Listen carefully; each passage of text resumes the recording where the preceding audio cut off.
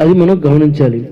అయితే కీర్తనలో 139:1 అంటాడు, యెహోవా నన్ను పరిశోధించి తెలుసుకున్నాడు. అవును, నీ హృదయాన్ని పరిశీలిస్తున్నాడు.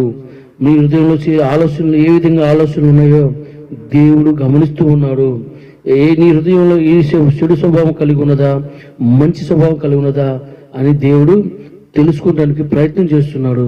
కానీ మన హృదయంలో దేవుడు పరిశోధించినప్పుడు దేవునికి ఇష్టంగా ఉండేవా ఆ హృదయంగా మనం ఉంచుకోవాలి. అదే కీర్తన 139:2 అంటున్నాడు, నేను కూర్చుండుటయు నేను లేచుటయు నీకు తెలియను, నాకు తలంపులు పుట్టక మునిపే నీవు నా మనసును గ్రహించి ఉన్నావు. చూడండి ప్రియమైన దేవుని బిడ్డలారా, మనం ఎక్కడ కూర్చునేదని కానీ నిలబడటం కానీ ఇలాంటివన్నీ, లేదా మన హృదయంలో మన తలంపులు పుట్టక ముందే దేవుడికి మన మనస్సును ఆయన గ్రహించి ఉన్నాడు. ఇది దేవుని బిడ్డలని మీరు జాగ్రత్తగా మన హృదయాలని, మన జీవితాన్ని, ఆధ్యాత్మికమైన ఒక జీవితాన్ని కలిగి భయభక్తులతో మనం ఉండాలి. దేవుడు ఆయన బిడ్డల్ని విడిచిపెట్టేవాడుగా ఇక్కడ ఉండటం లేదు.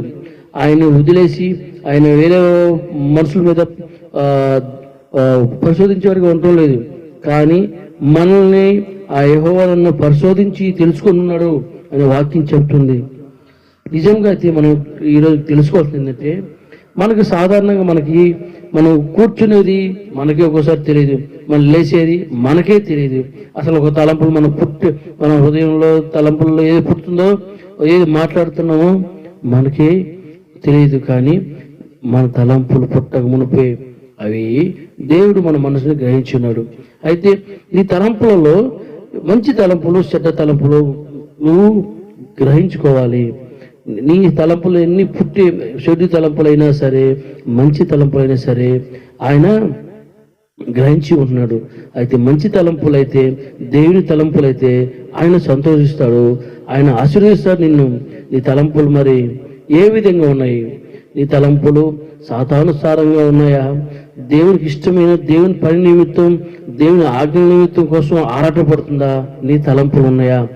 దేవుడు నిన్ను దీవించి ఆయన బిడ్డగా ఆయన చేర్చుకున్న తర్వాత కూడా మన తలంపులు, చెడు తలంపులు ఉండటానికి వీల్లేదు. కాబట్టి అదే కీర్తన 139:1 అన్నాడు, నా నడకను నా పడకను నీవు పరిశీలన చేసి ఉన్నావు, నా చర్యలన్నిటినీ నీవు బాగుగా తెలుసుకుని ఉన్నావు.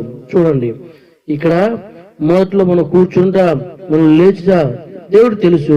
మన తలంపు, మన హృదయంలో మనం పుట్టక మునిపే ఆయన గ్రహించి ఉన్నాడు అన్నాడు. మళ్ళీ చూడు, నా నడక నా పడక నీవు పరిశీలన చేసుకుంటున్నావు. అయితే నీ నడక ఎలాగూ ఉన్నది, నీ పడక ఏ విధంగా ఉన్నది? పరిశుద్ధమైన ఒక సంతోషకరమైన విశ్రాంతి తీసుకునే వాళ్ళుగా ఉంటున్నావా? నీ నడక విషయంలో కూడా ఎలాంటి, నీ నడక ఏ త్రోవలో నడుస్తున్నావు? మంచి ఆలోచనతో నడుస్తున్నావా, చెడు ఆలోచనతో నడుస్తున్నావా? అయితే దేవుడు చెప్తుండో, దేవుని బిడ్డలైన మీకు తగదు, ఎందుకంటే నా చర్యలన్నిటినీ నీవు బాగుగా తెలుసుకొని ఉన్నావు. కాబట్టి ఏది ఆలోచిస్తామో, ఈ లోకంలో ఏది దాని గురించి ఎక్కువగా మనం దృష్టి పెడతామో దేవుడికి తెలుసు. తద్వారా ఈ క్రమంలో మన తలంపులు చెడుగా ఉంటే మనం కొన్ని శిక్షలకు మనం గురి అవుతూ ఉంటాము. దేవుడు చెప్తున్నాడు, చెడు తలంపులు కలిగి ఉన్నామంటే దేవుడు మనల్ని శిక్షించేవాడిగా ఉన్నాడు.